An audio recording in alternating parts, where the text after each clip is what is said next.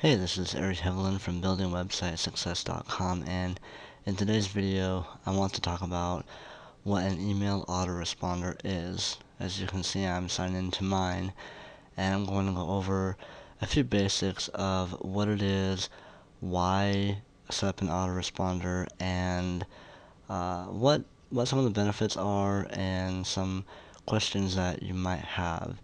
This is the part 1 basics of an email autoresponder.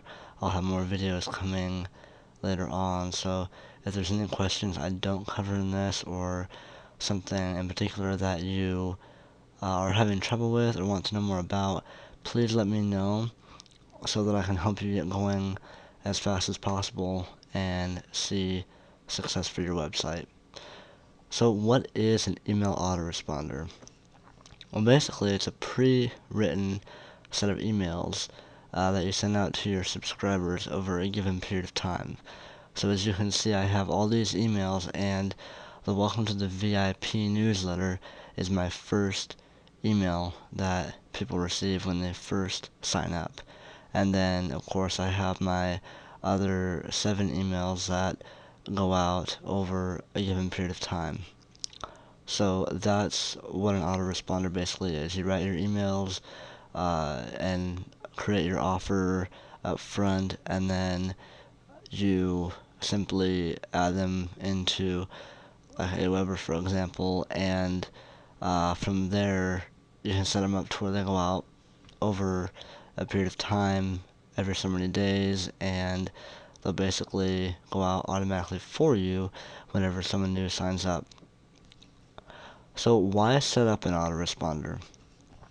Basically, it's good to set one up because you can stay in touch automatically over a given period of time. And this helps you to build relationships based on what you can help people with for free at first. So when people come to your site, as you probably heard, they only give you a few seconds to decide if they like what you have to offer.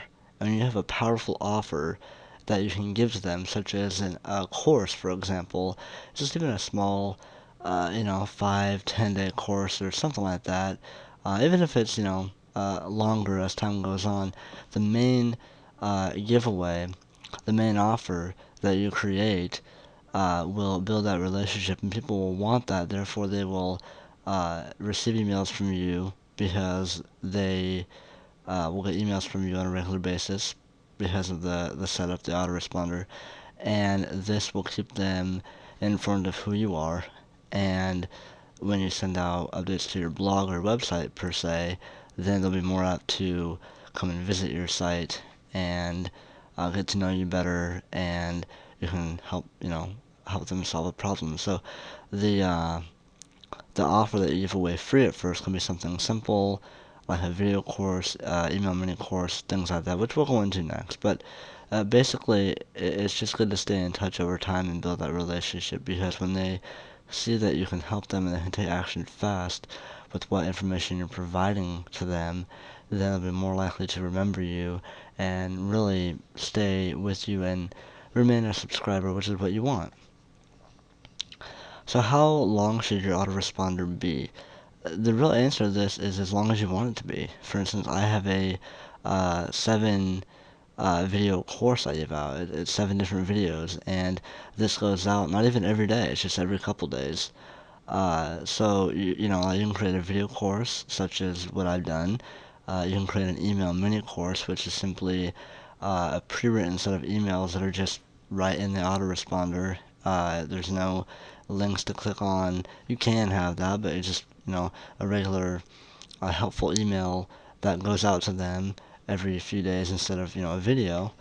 There's also, you can send old blog posts, so as your blog grows, you can add old blog posts that you feel are really helpful and maybe got some great comments on there, but they're not your most popular, so you want to bring those back to life and put them in your autoresponder. So basically, after your main offer goes out to them, you can add more emails onto your autoresponder and have those blog posts. So what you would do is you would simply write a short email about what they'll read in the blog, include a link in that email, and then they'll go to that blog post. So it builds up that readership, and who knows, with people going to that blog post, that could build it up to be a popular post as they comment and share it and things like that. So it's a very powerful way to do that.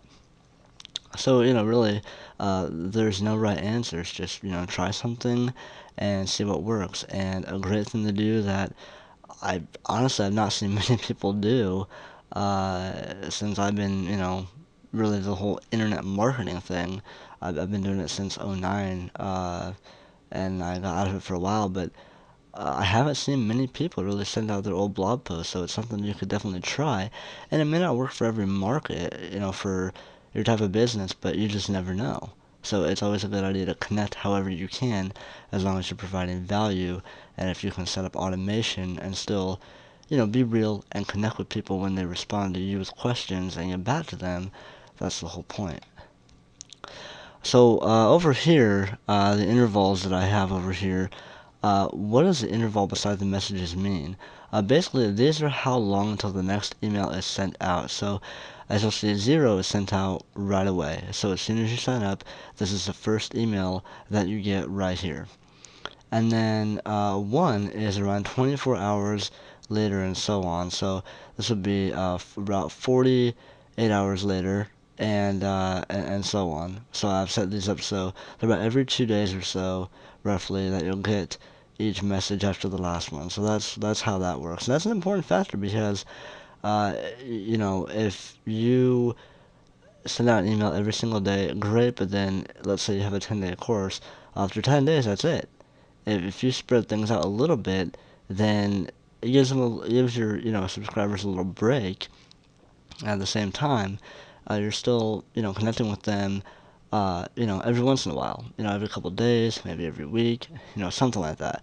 I personally wouldn't recommend like once a month if you have an autoresponder with like a video course like I do, but even like every 2, 3, 4 days, somewhere in there, just not too little, but not like a whole bunch right away. So, keep it about, every 2 to 5 days, but, experiment and see what works too.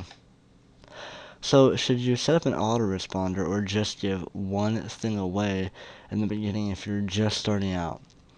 Well, really, either way is fine.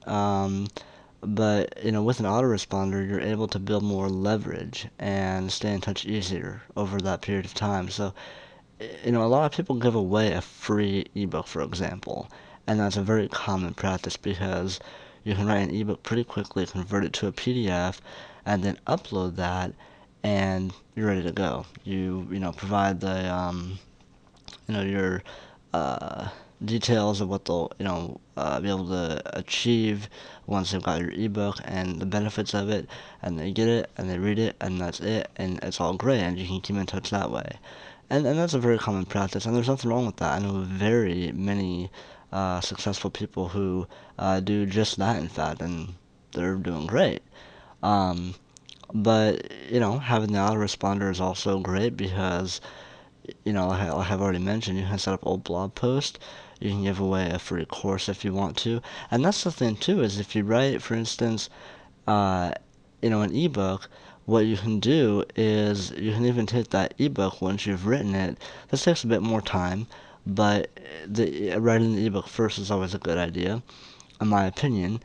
And you can break that up by chapters and then make like a video course per chapter, or make those into emails, shorten up the details and get the main points, into each email for each chapter, and then do an email course. So you can give something away one time, give something away over and over.